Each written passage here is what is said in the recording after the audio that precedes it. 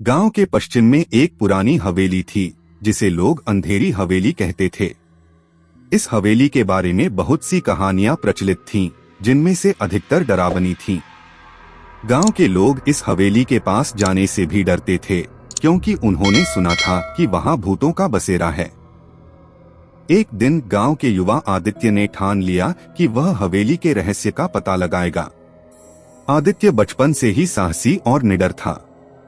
उसने अपने कुछ दोस्तों के साथ मिलकर योजना बनाई और एक रात हवेली में जाने का निर्णय किया। रात के समय जब पूरा गांव नींद में डूबा हुआ था, आदित्य और उसके दोस्त राहुल, विवेक और स्नेहा हवेली की ओर चल पड़े। चांदनी रात में हवेली की छाया और भी डरावनी लग रही थी। हवेली के बड़े बड़े दरवाजे और टूटी फूटी दीवारें उनकी हिम्मत को चुनौती दे रही थीं। लेकिन उन्होंने अपने मन को मजबूत किया और अंदर प्रवेश किया। हवेली के अंदर का माहौल अजीब और सर्द था। चारों ओर मकड़ियों के जाले और धूल की मोटी परतें थीं। वे धीरे धीरे आगे बढ़ने लगे। तभी एकाएक एक ठंडी हवा का झोंका आया और सभी दरवाजे जोर से बंद हो गए। सभी चौकन्ने हो गए और डर उनके चेहरों पर साफ झलकने लगा। आदित्य ने कहा, डरने की कोई बात नहीं है। हम यहाँ हवेली के रहस्य का पता लगाने आए हैं और हमें अपना काम पूरा करना है। सभी ने हिम्मत जुटाई और आगे बढ़े।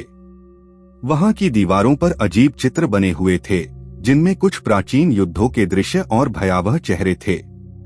वे सभी एक बड़े हॉल में पहुँचे, जहाँ एक पुरानी पेंटिंग टंगी हुई थी। पेंटिंग में एक महिला का चेहरा था, जो देखकर ऐसा लगता था कि वह कुछ कहना चाहती हो। स्नेहा ने पेंटिंग के पास जाकर देखा और कहा, यह महिला बहुत ही अजीब लग रही है।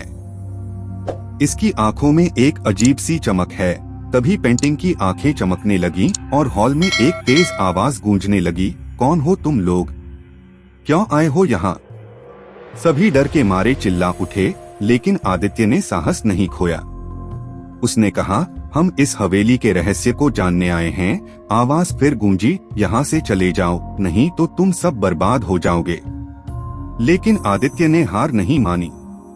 उसने पेंटिंग को ध्यान से देखा और उसके पीछे छिपे हुए एक दरवाजे को खोज निकाला। उन्होंने दरवाजे को खोला और एक सीक्रेट पासेज में प्रवेश किया। पासेज के अंदर एक छोटा कमरा था, जिसमें एक पुरानी डायरी पड़ी हुई थी। आदित्य ने डायरी खोली और पढ़ना शुरू किया। डायरी में लिखा था कि यह हवेली एक समय बहुत ही समृद्ध और खुशहाल थी। लेकिन एक दिन यहाँ की मालकिन रानी वसुधा को उनके ही किसी अपने ने धोखा देकर मार डाला।